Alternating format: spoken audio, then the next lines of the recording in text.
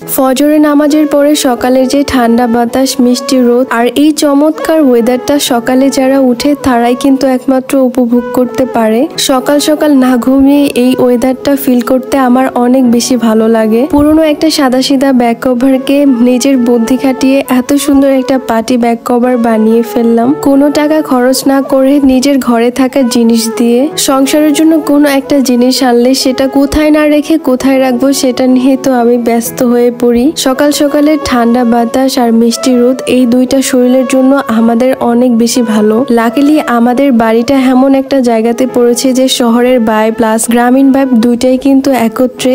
আমাদের বাড়ির আশেপাশের জায়গাটা, রাস্তাঘাট, প্রকৃতিটা এত বেশি সবুজ যে সকাল সকাল হাঁটলে, খোলা একটা বাতাস নিলে বা মুক্ত পরিবেশে একটা নিঃশ্বাস ছাড়লে ওইটা এত বেশি ভালো লাগে যে মন যদি খারাপও থাকে তাহলে কিন্তু একদম অটোমেটিক মন ভালো হয়ে যাবে। আর আমার যেহেতু থাইরয়েডের প্রবলেম আছে, এর জন্য ডক্টর আমাকে সবসময় হাঁটাহাঁটি করতে বলছে। রেগুলার 40 থেকে 50 মিনিটের জন্য আমাকে হাঁটাহাঁটি করতে বলছে। সকাল সকাল কাজ থাকে দেখে আর সবসময় হাঁটাহাঁটি করা হয় না। আজকে লাকিলি একটু সুযোগ পেয়েছি, তাই একটু হেঁটেও নিলাম। ঘুম থেকে ওঠার সাথে সাথে আমি একটা ওষুধ খাই, ওইটার আধা ঘন্টা পরে আবার এই চিয়া সিডসটা খাই। আর এই চিয়া সিডসটা কিন্তু একটু হালকা ঠান্ডা পানিতে ভিজিয়ে রাখতে হয়, তারপরে কুসুম গরম পানি দিয়ে খেতে হয়। আর সকাল সকাল এরকম কুসুম গরম পানির সাথে চিয়া সিডসটা খেলে শরীরের ফ্যাটটা কিন্তু অনেকই বার্ন করে। এই গ্লাসটা গতকালকে নিউ মার্কেট থেকে আনছিলাম আর এই গ্লাসটা অনেক সুন্দর না? আমার শ্বশুর বাড়িতে সকাল সকাল কেউ উঠে না, সবাই অনেক লেট করে উঠে, তো আমরা দুজনই হচ্ছে সকাল সকাল উঠি। আর এই তো আজকে তো আমার শ্বশুর আব্বাও উঠেছিল সকাল সকাল, তাকেও কিন্তু চা বিস্কিট এখানে দিলাম, নাস্তাও দিলাম। আর আপনাদের ভাই তো ড্রাগন ফ্রুটস আনছে। সকাল সকাল আসলে ফ্রুটস খেলে অনেক বেশি সেটা শরীরের জন্য ভালো। ড্রাগন ফলটা হচ্ছে মেয়েদের জন্য অনেক বেশি উপকার, এর জন্য তো সবসময় আপনাদের ভাইয়া ড্রাগন ফলটা আনে। কালের নাস্তা একটু পরোটা ভাজলাম আর হাঁসের ডিমের অমলেট করে নিলাম। আর অমলেটের মধ্যে কিন্তু আমি সবসময় গোলমরিচের গুঁড়া দিই, এটা দিলে একদমই ডিমের বাজে স্মেলটা আসেই না আর অমলেটটা খেতে অনেক বেশি মজা হয়। সেদিন একটা ভিডিওতে দেখলাম অনেকেই বলছে আপনারা কি সোফাতেই বসে খান, খাবার টেবিলে খান না? আসলে কি খাবার জিনিসটা আপনি যেখানে বসে খেতে কমফোর্টেবল ফিল করবেন সেভাবেই খাওয়া কিন্তু উচিত। আমরা হচ্ছে যারা আমার ভিডিও রেগুলার দেখেন তারা কিন্তু অবশ্যই জানেন খাবার টেবিল, বেডেও খাই আর সোফাতে বসেও খাই, ইভেন হচ্ছে ছাদের উপরে বসে বসেও খাই। আসলে খাবারটা যেখানে বসে খেতে বা গল্প করতে ভাল লাগবে। আর একই জায়গাতে রেগুলার না খেয়ে প্লেসটা চেঞ্জ করে খেলে কিন্তু খাবারটা খেতে আরো বেশি ভালো লাগে। আর এই তো আমরা দুজন এখানে বসে বসে সকালের নাস্তাটাও করছিলাম। আর সকাল সকালে কয়েকটা জামা ধুয়েছিলাম আর এগুলা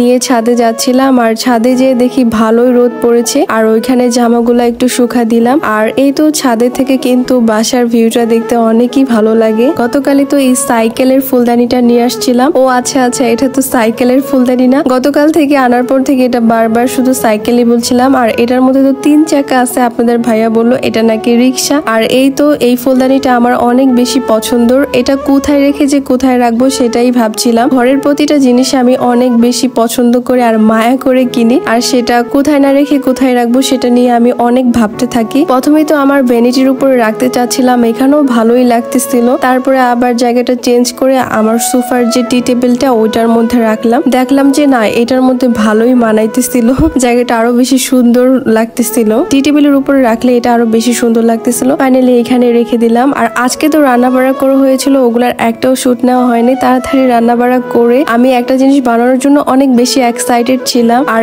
এই পুরোনো ব্যাক কভারটাকে আজকে একটা সুন্দর একটা ব্যাক কভার বানাবো। আমার ঘরে তো কতগুলা পুঁতি ছিল, অনেক মিরর ছিল, আয়না, যেগুলো দিয়ে আমি একটা ফুলদানি বানিয়েছিলাম। অনেকেই হয়তোবা সেটার ভিডিওটা দেখেছেন। একটা পার্টি লুক ব্যাক কভার অনেকদিন ধরে খুঁজতেছিলাম, কিন্তু কোথাও মন মতন এরকম ব্যাক কভার পাচ্ছিলাম না।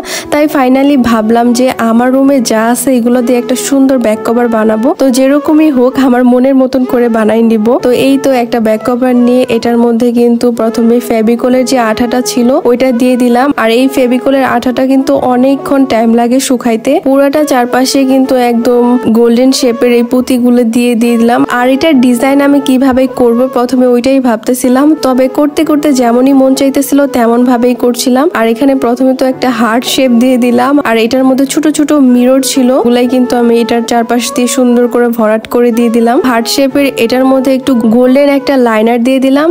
আর তারপরে আমার কাছে কিছু কাঠের পুঁতি ছিল, আর এই পুঁতিগুলা অনেক বেশি কালারফুল ছিল, তাই ভাবলাম যে এটা দিয়ে এই পুরাটা ভরাট করে দেই। তবে আমার কোনো আইডিয়াই ছিল না আসলে এটা পুরাটা ভরাট করলে কেমন লাগবে। তো আশা ছিল যে এটা ফাইনালি ভালোই হবে। আর এই পুঁতিগুলা কিন্তু লাভ শেপের অর্ধেক করে দিয়েছি। প্রথমে ভেবেছিলাম যে পুরোটা ভরাট করে দিব, তারপরে দেখলাম অর্ধেক দেওয়ার পরে খুবই সুন্দর লাগতেছিল, আর পরে নিচে কিন্তু আর ভরাট করিনি। আর যদি পুরাটাই ভরাট করতাম হয়তো বা অতটা বেশি সুন্দর লাগতো না আমার কাছে যতটুকু মনে হইতেছিল। এর জন্য অর্ধেক অংশ ভরাট করেছি আর বাকি অর্ধেক আর ভরাট করি নাই। এটাই আমার কাছে খুব বেশি ভালো লাগতেছিল। আর এখনো আঠাগুলা সাদা সাদা কালার দেখা যাচ্ছিল, ফুললি আসলে এখনো শুকায় নাই। আর আমার এই ব্যাক কভারটা 3 ঘন্টা হচ্ছে এমনিতেই রেখে দিয়েছিলাম, আর দেখি যে কি সুন্দর ভাবে শুকায় গেছে। ফাইনালি এই ব্যাক কভারটা দেখে আজকে আমি অনেক বেশি খুশি হয়েছি যে নিজে এত সুন্দর একটা ব্যাক কভার বানাইছি, তারপর পুরনো একটা ব্যাক কভার দিয়ে। আর আমার তো এই পুঁতি পাতি সবকিছুই ঘরের নিজের আগেই ছিল, যার কারণে এটার প্রতি আমার কোনোই কষ্ট করতে হয় নাই। যা ছিল ওগুলা দিয়ে সুন্দর একটা ব্যাক কভার বানাই ফেলছি। আর আমার কিন্তু এরকম নিজের হাতে সবকিছু বানাতে অনেক বেশি পছন্দ।